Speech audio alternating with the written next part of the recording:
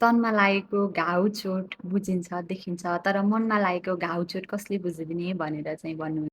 अब खुलेर नै मनको कुरा गर्नुपर्ने, मानसिक स्वास्थ्यको बारेमा कुरा गर्नुपर्ने अवस्था देखिएको छ। विश्व स्वास्थ्य सङ्गठनका अनुसार प्रत्येक 40 सेकेन्डमा एकजनाले आत्महत्या गरेको चाहिँ तथ्याङ्क रहेको छ भने नेपाल प्रहरीका अनुसार प्रत्येक दिन नेपालमा सरदरमा 20 जनाले आत्महत्या गरेको तथ्याङ्क रहेको छ।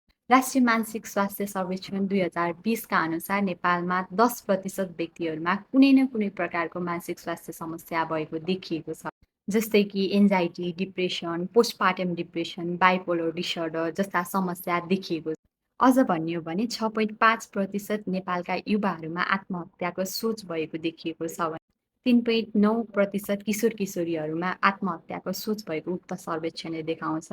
र यी सर्वेक्षणको कुरा र तथ्याङ्कको कुरा हेर्ने हो भने कति विकराल अवस्था छ यो मानसिक स्वास्थ्यको भन्ने बुझ्न सकिन्छ।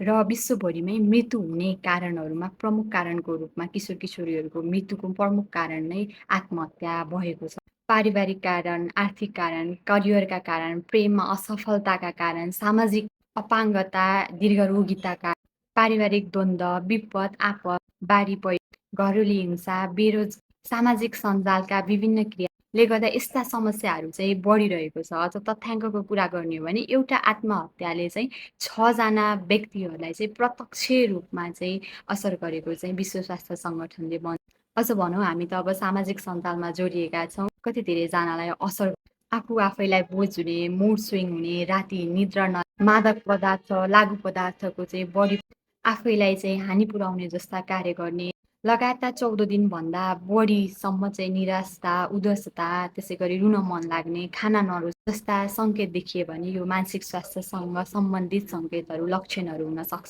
तसर्थ यी कुराहरू परिवार, साथी सङ्गीसँग सेयर गर्नु, धार्मिक, आध्यात्मिक कुराहरूमा इङ्गेज हुने, मनोसामाजिक परामर्शकर्ताहरूको सहयोग लिने र चिकित्सकहरूको सल्लाह गर्न सकिन्छ र सँगसँगै यस्ता आत्महत्याका विचारहरू दिमागमा आउँदा साथ नेपाल सरकारको हटलाइन 1166 निशुल्क नम्बरमा फोन गरेर हजुरहरूले सहायता पनि लिन सक्नुहुन्छ र मनमा लागेका कुराहरू चाहिँ मनका कुरा सबैलाई सेयर गर्न सक्नुहुन्छ। र यस्ता समस्या भएका नजिकका आफन्त परिवारजनहरूलाई चाहिँ हजुरले सहयोग गर्न सक्नुहुन्छ र साँच्चै नै भन्दाखेरि चाहिँ अबको अवस्थामा मानसिक स्वास्थ्यको बारेमा खुलेरै मनका कुरा गर्न जरुरी छ।